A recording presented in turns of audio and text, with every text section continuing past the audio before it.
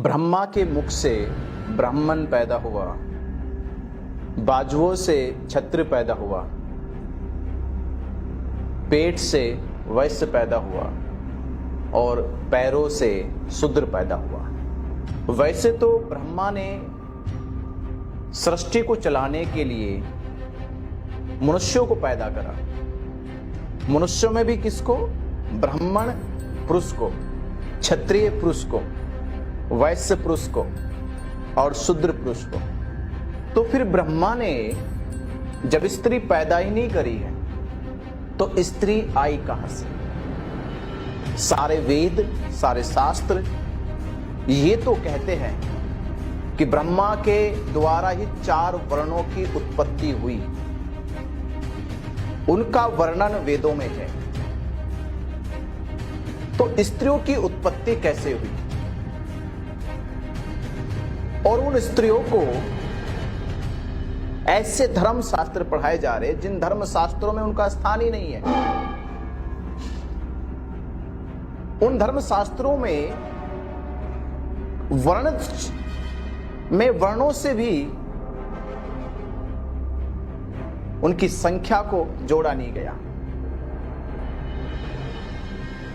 ब्राह्मण बना तो पुरुष बना, क्षत्रिय बना तो पुरुष बना, वैश्य बना तो पुरुष बना, शूद्र बना तो पुरुष बना।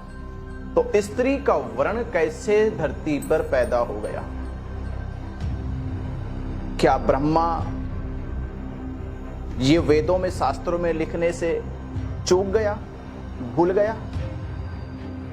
और आज के वेदांतवादी, शास्त्रवादी और वो शंकराचार्य जो ये कहते हैं कि संसार की उत्पत्ति की जननी महिला है, तो उस महिला की जननी को तुमने वेदों में ही नहीं लिखा, वर्णों में ही नहीं लिखा, शास्त्रों में ही नहीं लिखा। इससे यह सिद्ध होता है कि किस प्रकार से आदि काल में भी पुरुष मानसिकता ने महिलाओं के विषय पे बिल्कुल भी नहीं लिखा। और वो महिलाएं आज जो अपने आप को ऐसे शास्त्रों को पढ़कर गौरवान्वित महसूस कर रही है, ये शर्मनाक बात है। उन महिलाओं को सवाल उठाना चाहिए कि जिन शास्त्रों में वर्णों की बात हुई है, ब्राह्मण की बात हुई है, क्षत्रिय की बात हुई है, वैश्य की बात हुई, शूद्र की बात हुई, स्त्री की बात क्यों नहीं हुई? तो ऐसे शास्त्रों की जो असमानतावादी स्त्री और पुरुष को लेकर जो सोच निर्मित हुई, उस सोच का असर आज भी महिलाओं के ऊपर पड़ा है।